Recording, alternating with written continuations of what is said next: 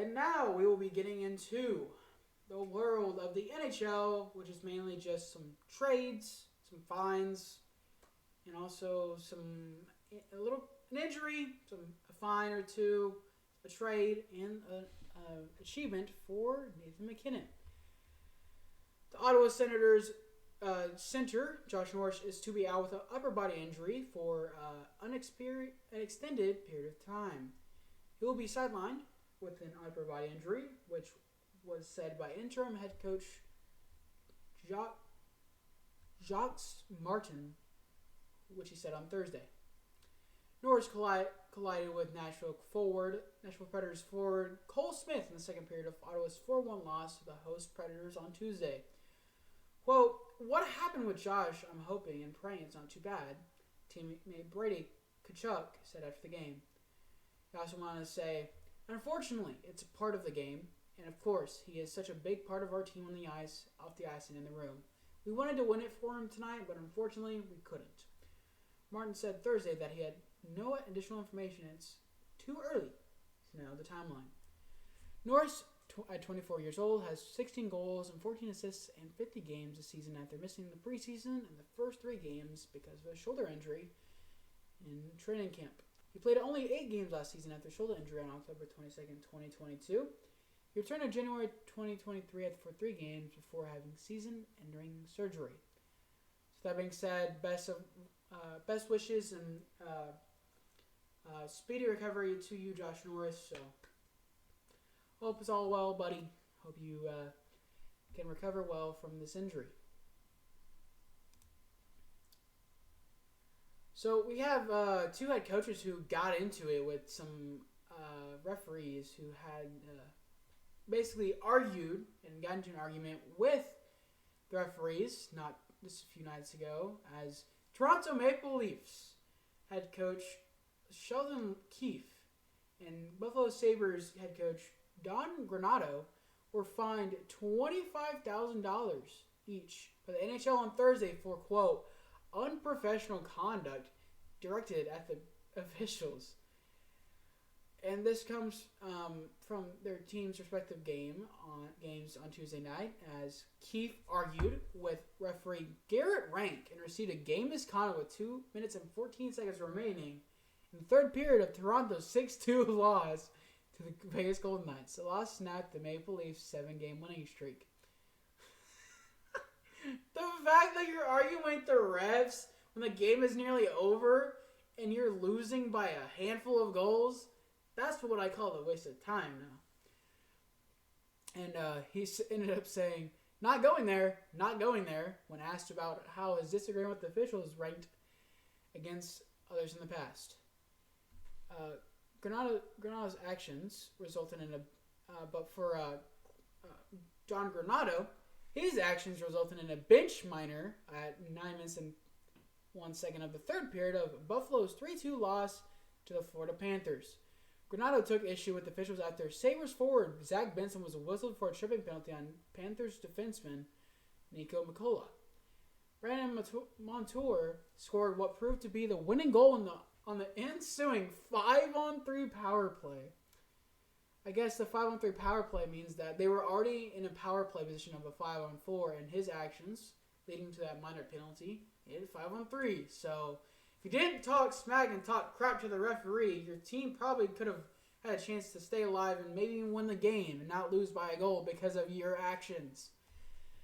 Anyways, he ended up saying, at some point, you got to stand up for your team.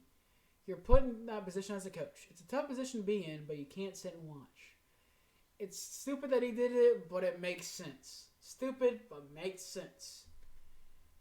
And then Keefe and Granato are the second and third coaches fined by the NHL this season, joining Anaheim Ducks coach Greg Cronin, who was also fined $25,000 for the same reason in October. Coaches, I don't know what I should say. I'm not going to say anything. That's just interesting in my opinion to see. And it's kind of funny. But speaking of the Toronto Maple Leafs, whoa, I dropped my microphone. That's not good. I'm just going to go ahead and hold my microphone for the remainder of this episode. Speaking of the Toronto Maple Leafs, the Maple Leafs acquired Anaheim Ducks defenseman Ilya Louis Bushkin in a 3-team trade that also involved the Carolina Hurricanes. The Anaheim Ducks received Toronto's 2025 third-round pick and retained 50% of Lyubushkin's salary. The Hurricanes received a 2024 sixth-round pick to retain 50% of Lyubushkin's remaining salary. Hence, the Maple Leafs will have only $687,500 count against their salary cap for the veteran defenseman, leaving them with the flexibility ahead of the March 8th NHL trade deadline. To facilitate the three-way trade, the Hurricanes also sent unsigned KHL forward Kirill Slepets to the Maple Leafs, and where Carolina selected Kirill in the 5th round, number 152 overall in the 2019 draft. Lyubushkin, 29 years old, was held out of the Ducks game against the San Jose Sharks in anticipation for the trade. The defensive defenseman, interesting, has 4 points in 55 games this season, averaging 17 minutes and 9 seconds in ice time.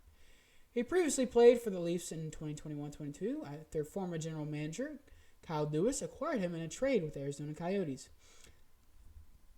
Lyubushkin played 31 regular season games for Toronto and 7 more in the postseason. For his career, Lyubushkin has 43 points in 334 games. The right side defenseman is known for his physicality and can kill penalties as well. He is one of the more prominent options still available among defensive defensemen, ranking number 29 on ESPN's trade deadline board.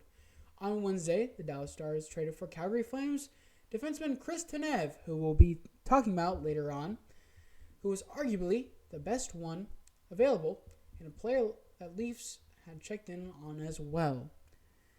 Guess you can say it's a good thing that Toronto looked into him and got him. So, good job, guys. And, yeah, looking forward to see what the trade details are involving Chris Tanev coming to Dallas. Nathan MacKinnon, like we mentioned earlier, the Colorado Star hit 100 points for the season, with getting 2 points to hit 100 on the season, lifting the Colorado Avalanche in a victory over the Chicago Blackhawks. The Colorado Star had a goal and assist, giving it 100 points in 61 games this season, as the Avalanche beat the lowly, not so great, Chicago Blackhawks, led by Connor Bedard, the rookie, with a measly score of a 5-0 shutout on Thursday night. McKinnon scored his 36th goal with 2 minutes and 28 seconds left in the third period, sending a wrist shot between Peter Mrazek's legs. He joins Peter Stastny with 7, Joe Sakic, sorry, I'm going to pronounce a bunch of these names wrong and butcher them, so I apologize to any hockey fans who can pronounce these right, because I can't. So, we got Peter Stastny with 7, Joe Sakic with 6, Michael something, Goulet with 4, and Peter Forsberg with 2, as the only players in Nordics/Avalanche NHL history with multiple 100-point seasons, according to ESPN Stats and Information Research. McKinnon also was the first Avalanche player to post consecutive 100-point seasons, and one of only 3 players in franchise history have done so. The others, Stastny, Goulet, and Sakic, while the club was based in Quebec. He went on to say, McKinnon quickly glossed over the accomplishment. "Yeah, it's great," he said. Colorado coach Jared Bednar was effusive when asked about his star forward. "Incredible feat to be able to contribute on a daily basis and be able to hit 100 at this point in the season is impressive," end quote.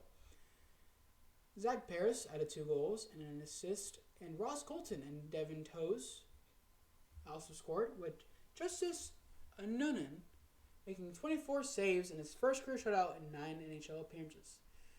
The Avalanche improved to 2-1 against the Blackhawks this season, and the team is play again on Monday night at Colorado.